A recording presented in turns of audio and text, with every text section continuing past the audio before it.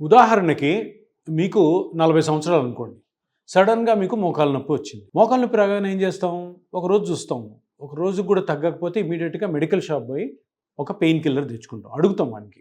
Medical shop వానికి నాకు ఇట్లాగా మోకాలు నొప్పి ఉంది అంటే ఒక పెయిన్ కిల్లర్ రాసిస్తాడు. పెయిన్ కిల్లర్ వేసుకుంటే వెంటనే తగ్గిపోద్ది. తగ్గిపోయిన తర్వాత ఒక 2 రోజులకి మళ్ళీ నొప్పి వస్తుంది. మళ్ళీ మెడికల్ షాప్ పోయి అదే మెడిసిన్ తీసుకొని అలాగే పెయిన్‌ని తగ్గించుకుంటూ ఈ పెయిన్ కిల్లర్స్ మీద మీరు డిపెండ్ అయిపోయే ఛాన్సెస్ ఇది విరివిగా చాలామందికి జరుగుతుంది.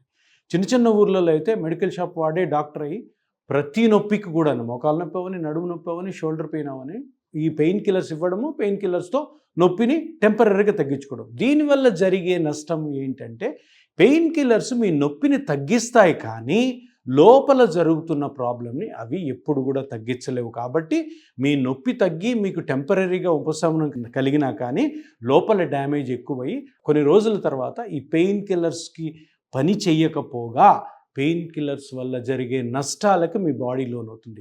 ఈ పెయిన్ కిల్లర్స్ వల్ల జరిగే నష్టాలు ఏంటంటే మీ కిడ్నీ, లివరు చెడిపోయే అవకాశాలు చాలా చాలా మెండుగా ఉంటాయి. అందుకని పెయిన్ కిల్లర్స్ మీద డిపెండ్ అయ్యి నొప్పిని తగ్గించుకోవాలనుకోవడము చాలా చాలా డేంజరు. ఆ పనులు చేయవద్దు మీరు.